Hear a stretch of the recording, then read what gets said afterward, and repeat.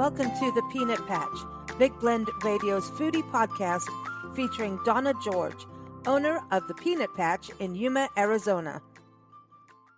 All right, November is a big deal at The Peanut Patch. The very first thing is it is the anniversary of The Peanut Patch being in business, and Donna's going to tell us about that and just how young the store is, which it is not young. It's been around. It is I'm going to call it a fixture in Yuma, Arizona. And, so excited when they open up in October. The season is open. They're not open in summer, but the website is open, thepeanutpatch.com, year round.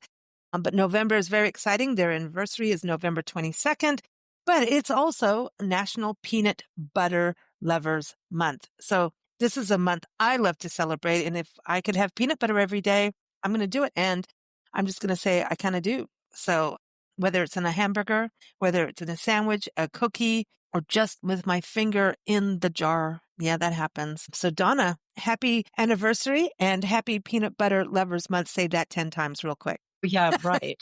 With peanut butter in your mouth. Exactly. Well, thank you for having me this fine day. Well, it's exciting. November 22nd is your anniversary. How many years are you? Okay, so 48 for the store, 28 for myself and my husband. Isn't that amazing? Aren't you excited? I'm very excited. Yeah. I know, Big Blend and the Peanut Patch actually share the same anniversary, just a different month. And so we're almost 30. Can you believe? Oh, I know. I was thinking that the other day. We're almost 30. Okay, but we're not going to go there because we don't need to get any older. We're good. Yeah. Well, you knew me when I was in my young, crazy 20s. Think about that. I did. Yep. I was And running you were around a the little Southwest. crazy. Not that, well, because I was driving around the Southwest for sure, nonstop. Remember driving around with magazines? I'd come in and I'd deliver back in the day when we're print and, the Peanut Patch is an institution. Everyone goes to the Peanut Patch. And it would be like 2 days later, you call and say, well, they're gone. You need more. And I'm like, I got to drive from wherever I am again. Like I couldn't keep you stocked of magazines. Everyone knows when you're open. And so the anniversary, you always have an event at the store, right? And so that's going to be packed and fun. Exactly. Yeah. We're going to have some vendors again. I have a couple of businesses that just want to introduce people to who they are. So they're going to set up a little booth. We're just going to have some fun.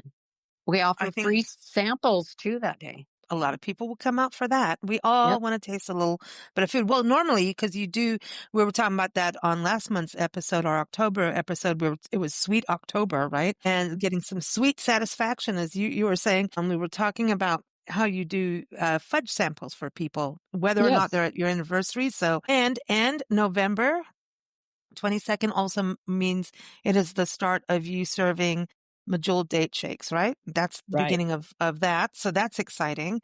And it's right before Thanksgiving and the holiday season. So it's a busy time in November. It is. And you know what? You and I were talking the other day about charcuterie boards. And so on our anniversary, we will be sampling like different pickles and different snacky type things. And they could decide what they want to put on their charcuterie board for Thanksgiving. I know where you're leading to. And I did go ask our friend about this. We were talking, I had a little bit of a moment of, I feel like a whole new mission in my life is to put Medjool dates on charcuterie boards because wine and dates are ancient foods, ancient biblical foods like pomegranates and honey and goat cheese. And so on the show, we were talking about our friend Peggy Fiandaca, her and her husband, Kurt Lawrence, own and run LDV Winery out of Arizona. And I was going, well, this could be like a whole Arizona platter, right? And I always have to tell people that Medjool dates in Yuma are different than the ones in California. These are the original babies. These are the ones that came from Morocco and took root in Yuma, Arizona. They grow naturally. I've been out in the fields with farmers and they grow, they've got no pests. They love Yuma. And these Medjool dates are plump, delicious beauties. I know I'm serious. This is a different This is just different than regular dates. This is a specialty item. People love them, and it's also very cultural food as well. And I think on a charcuterie board, we're going back to ancient times, and this is the pairing we want. So we were talking about Peggy on the show because she always talks about pairings, and I followed up and asked her about Medjool dates on a charcuterie board. What wine would you serve? So she said a dry Riesling, a Pinot Noir, and the Syrah, and they do an amazing Petite Syrah there at LDV Winery. It's my favorite. And she says to go dry and not sweet. And that's interesting to me because Medjools are sweet, but they're not over sweet. You know what I mean? So there's this earthiness. So this is the perfect, she's right on with that. I want the Syrah in the Medjool date. All right. All right. So, and I'm thinking if you do add spice, you could have the Riesling with it. Like if you add like a pepper to your Medjool date, as stuff it. Right. Jalapeno or even habanero. Yeah. They say don't stuff your turkey, stuff your date. Because, because you're not supposed to stuff it like really. You do stuffing on the outside because, hey, we're in Thanksgiving month too, So, yeah. Okay, why not? Some people put raisins in their stuffing. Why not use Medjool dates too? What do you think? Exactly. I think that would make a good flavoring. Okay, Thanksgiving. This is a good month to talk about food for sure. Definitely. What would you do since it's peanut butter lovers month and Thanksgiving? What would you say would be at a Thanksgiving gathering? Even like a sweet treat or an appetite? What would you bring? Maybe I would do the Medjool date stuffed with peanut butter. Okay, you can't steal my thunder. I did. That's what I was going to say. But yes, I would think that since it's peanut butter month as well, why not take some fresh ground peanut butter from the peanut patch and stuff your dates and have that as an hors d'oeuvre before dinner or even a treat after dinner. Yeah.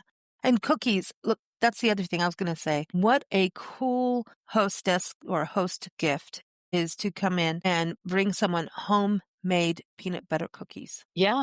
And you know what? You could put dates even in those too. That's a very good idea.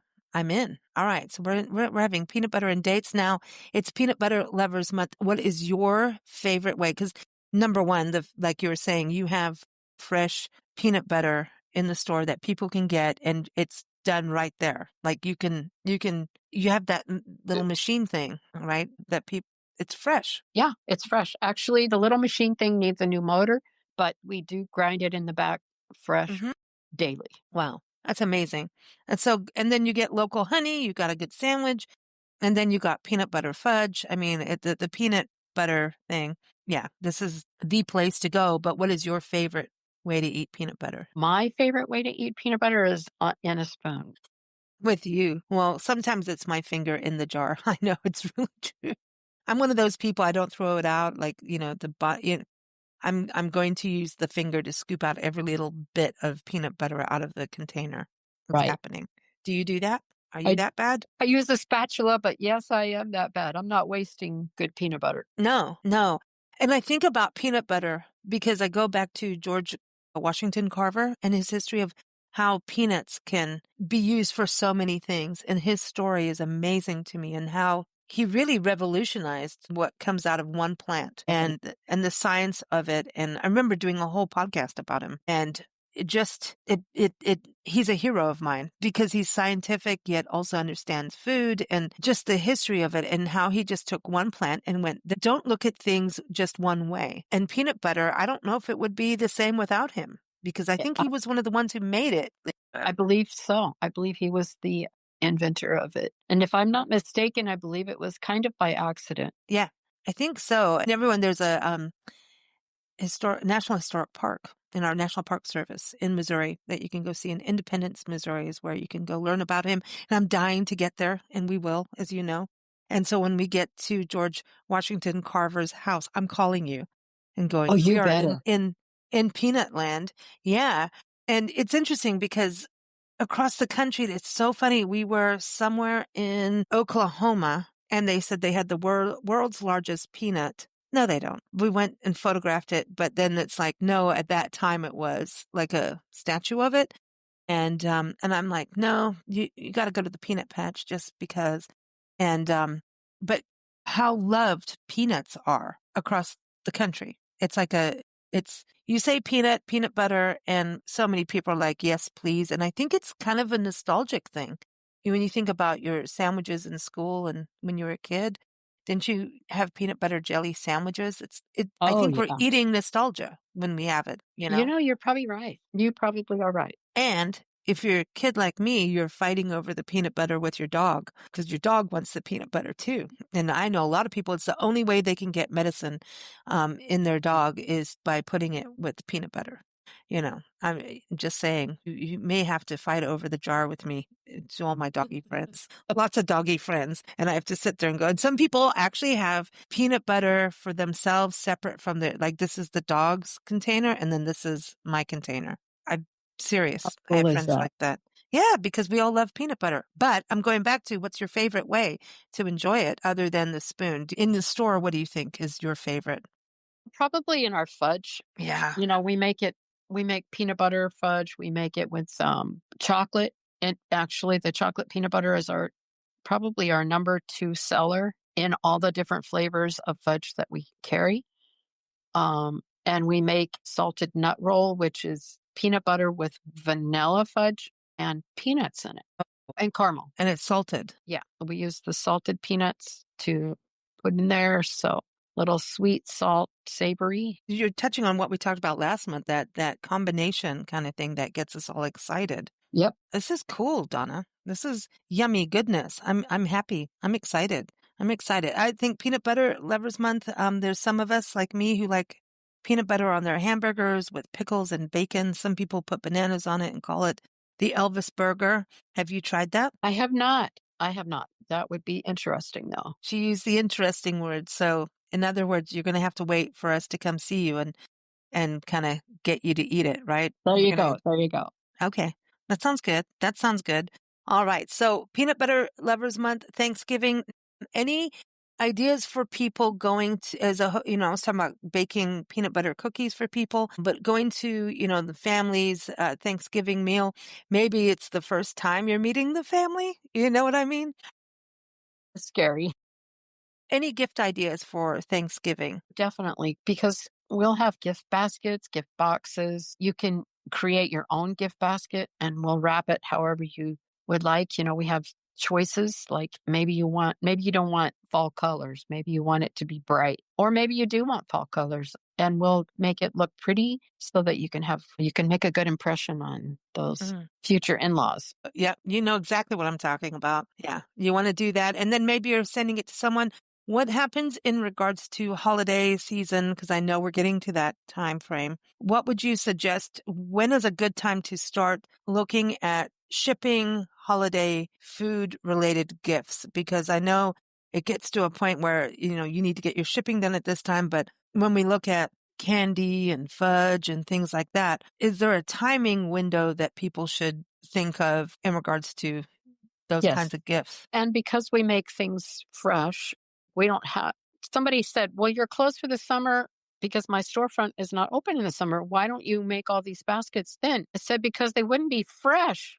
We're talking food." So we make things to order. If you come in and order it, we make it after we receive the order. So having said that, Thanksgiving is not too early to give us your order. And then we can delay shipping if necessary, if it has to be shipped. But the more we know what we have to have, the easier it is for us to be prepared. Be on time and all And that. be ready for your stuff. Yep. Have it all ready for you, whether you're going to pick it up or we're going to mail it for you or, whatever. I know people do last minute things and that happens. We all go through that, but it's cool to get it done, get it off your plate, literally, because the holiday season gets crazy. And I kind of feel like, do it as early as you can. Yeah. Maybe place the order, get it done, it's done, and then you can actually enjoy the holidays instead of it being all panic mode and crazy. Because we're supposed to enjoy them, right, with our loved ones. And so I say get it done early, get things. I agree. Yeah. Take a little time, take a Saturday, a day off and do all your shopping or go on a vacation. Go to Yuma. It's a beautiful time of year. November is such an awesome time. So when you have the balloon festival and all the festive events in Yuma, November, going into winter, it's beautiful in Yuma, and so many people go to Yuma for the winter because it's warm. It's the sunniest place on earth. So if you can go to Yuma, that's even better, right? Go for a trip and go shopping in person. That's even better. So Oh, yeah. Donna, yeah, you live in a beautiful place. So very cool. Well, happy holidays and happy anniversary to you. Thank you. Thank you. Thank you. Thank you for joining us here on the Peanut Patch on Big Blend Radio.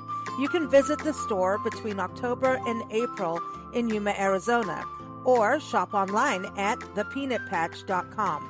And keep up with new episodes that air every first Friday at 12 p.m. Arizona time at bigblendradio.com.